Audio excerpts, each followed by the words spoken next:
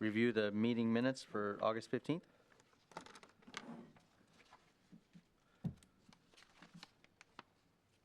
I would move for approval. Second, Mr. Chairman. We have a motion and a second. All those in favor say aye. Aye. Aye. Opposed, same sign.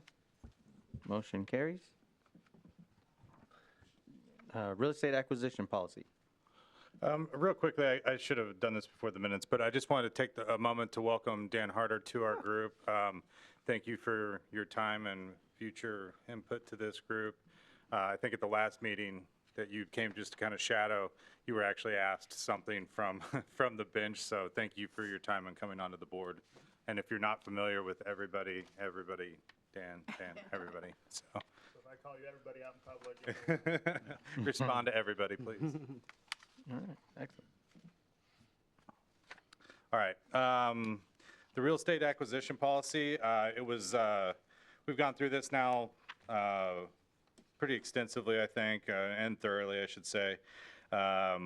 You have there in the memo teed up just kind of the highlights of it. We've got Chris here today to kind of just really go over the fact that the red line where we were kind of pulled some things out of there just because the language isn't in there necessarily doesn't limit our power. Am I saying this correct? Or I'll tee it up to Yeah, I you. mean, I think that's a good way to put it. I mean, I think land banks are obviously regulated by the state statutes and then the ordinance that created it, bylaws, if any, that are in play. So I wouldn't look at this document necessarily as adding powers that aren't available, but probably more just focusing and guidelines and best practices. So if the policy is silent on it, but you have that authority in the creation ordinance, you're still good to go. So that was, at least when I edited it, that was kind of my viewpoint. But I'm happy to discuss any of the points in the policy or answer any questions or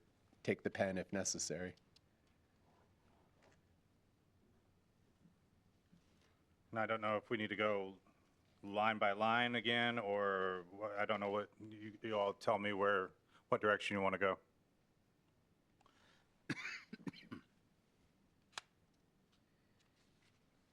I don't think we need to go through everything line by line, do we? Nope. Were there any provisions that were of concern or really at issue? I think it was more along the lines that a lot was looking to be taken out, and I think that was the fear of, oh no, if it's not in there. We didn't want to paint you guys into a corner and force your hand. We wanted to maintain flexibility. We wanted to not be so general that it doesn't accomplish anything, but not necessarily overly specific to try and leave some discretion for this board in terms of when it would be appropriate to acquire a property. I think you want guiding principles. I don't think you need to be so specific in terms of what you have to do or what you cannot do. Right. With the overarching premise that you're going to have to follow, obviously, the state statutes and the ordinance that created the land bank. I think this would be a good exercise to make sure everyone's on the same page in terms of how are we trying to implement that authority and what are we looking for, what are we trying to avoid.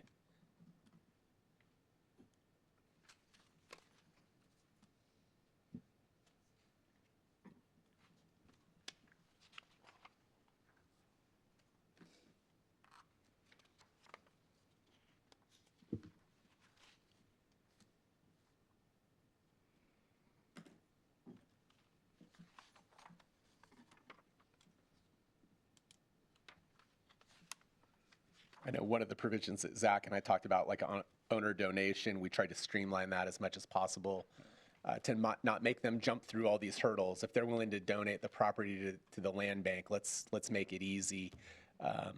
We can run the title work on this end. They don't need to worry about it. I mean, it's very, very simple process. We still ask them in subsection D and E for like at least some overview of condition and immediate maintenance requirements, but not necessarily this overburdened application that's going to dissuade someone from donating a property that could be a good fit for the land bank.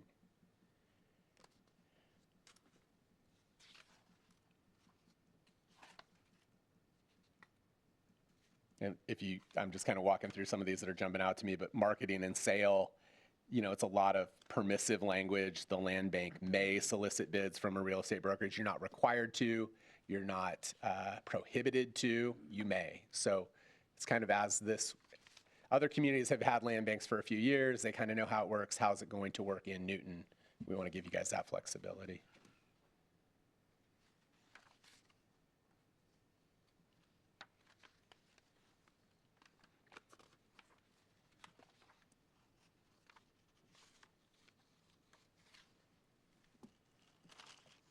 For a short document, I think you pretty well have everything in there.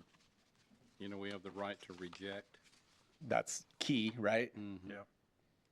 That's a big deal. And then I think the language,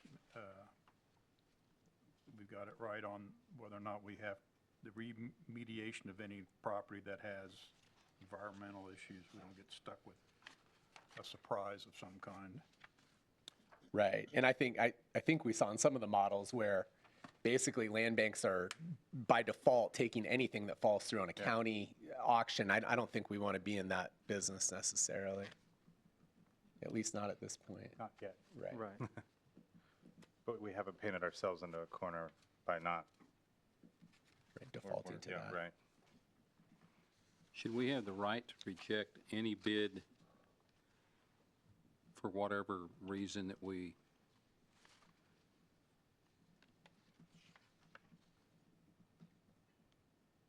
Land bank must solicit bids.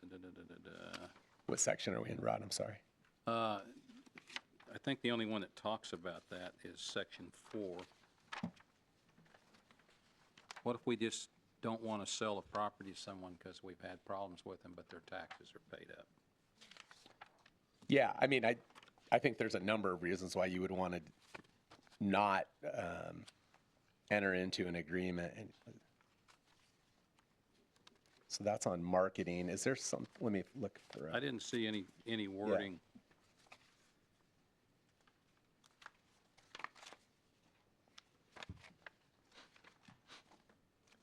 I mean, yeah, 6 is very general in terms of just, I mean, we could surely add on a line just for ultimate clarity that, the land bank should consider the offer, but has no obligation, or can consider obviously a number of different Is that components. unspoken anyway? I think it is. I mean, I think it's understood. Okay. I don't know, but just for clarity, I mean, I think it could fit in that section 6 disposition of land bank property. Land bank shall not be obligated to accept any offer. It also says that, doesn't it, in 1, Does it? on page 6, the land bank may acquire properties through donation, transfer, purchase. The land bank may accept or refuse any property. Yeah, there you go. There it is. We can review the property, but I'm talking about when we have the property and The sale side. Oh, the sales side Yep. of it. Yeah. And it might be someone that already has 17 properties, Yep. 15 of which that we have to take action on all Right. the time. Yeah, I think it's fair to just, under section 6, just provide clarity, that I think not that, forced. Sure. with that in there, I would think we had a real estate acquisition policy. And it's probably a real estate acquisition and disposition Yeah, policy. right.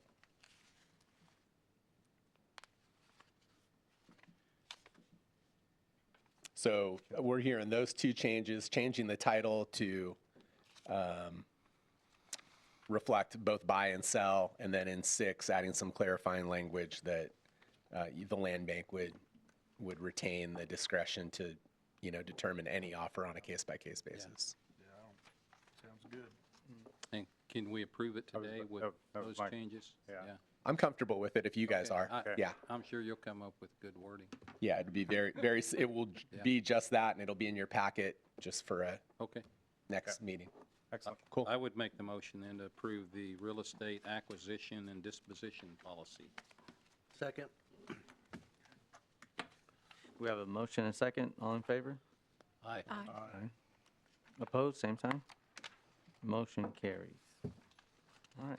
Thank you for that. 611 East 8th. Yeah, this property's been keeps getting cycled back in and kind of brought to my attention, so I thought we would address it with this group. A couple years ago, I actually had Chris do some due diligence on this. 611 East 8th Street. The issue is that we found out that Gary Parkhurst Sr. has unfortunately passed away. The issue is, I believe there was like some fire to the primary structure. So the city actually had a lien, or has a demo lien on it. And here, I had it pulled up. Hold on.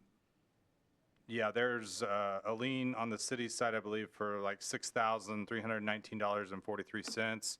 But there's also 2 bank liens that total, coming back to this, about $32,000. I didn't really put that in the packet. I wasn't trying to air this person's, business out on the public forum with that, but it's the son. We've located and talked to the son. He's willing to sign it over, but he doesn't want to take it and then accept the responsibility of like the demo and the bank liens. Talking to Brian Donnelly, who apologizes, he could not be here, but his question was going to be, if the city were to foreclose or push our lien, the banks would probably go, well, we don't want any part of that, so we could get them to forgive their item, like their liens or their side of the house, and if the city then would come and forgive our side of the house on the demo lien, is that a way that we could possibly? Yeah, I think you'd want to have those contacts with the banks to make sure that Right. they were agreeable to forgive their liens and walk away. And then obviously the third party would be the city, which Okay. would be independent of the land bank to forgive those liens and then set up a transfer to the land bank. But yeah, you'd want to make those contacts with the bank, make sure Sure. they'd be on board with that. Well, that's why we're just really not going into the weeds on this property. I just wanted kind of direction and see what your all's will is, if that's something you'd like me to pursue, the land bank to pursue. I think this fits within the means of, like, if we were to roll this over to a transaction with Habitat, I believe Habitat would be able to build on this. So this isn't like we're doing this so we can just put a for sale sign in the lot and try to sell it. This is actually, we would flip this to have a house built on there pretty quickly. So, Zach, do we know what the back taxes are on it? well, there's not a lot on the general side, but it's all, the building demolition is the specials payoff was $54.75, and then you've got the total amount due, and it's saying building demolition here on the tax website is $6,319.43. But they're current on property taxes though? Well, no, I mean, it only goes back to 2022, and so they were delinquent all the way up to, and the 2022 is the last year it's showing on the tax website. Okay. Which is odd, Odd, because yeah. usually it's, and it's not on this round that's coming up, but December 2nd or 7th or whatever, it's not one of the properties listed, so it's not on the tax sale. I wonder if they brought it up to, Yeah. paid back taxes up to But 2022. but the son, he said he's the only, I mean, he's the guy, he's junior. Yeah. And yeah, I don't think he's done any, because he doesn't want to be responsible for anything. He just doesn't want it to be his burden. We might check with the county, just see Okay. what, Yeah. so we don't get hit with something else we're not expecting.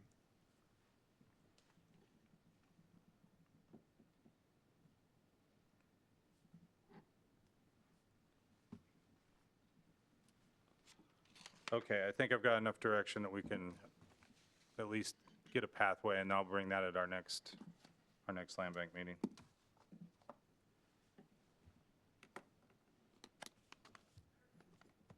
Sounds good. Anything else on that one? No. Anything else for the good of the cause? Nope. All right. Move to adjourn. Thank you.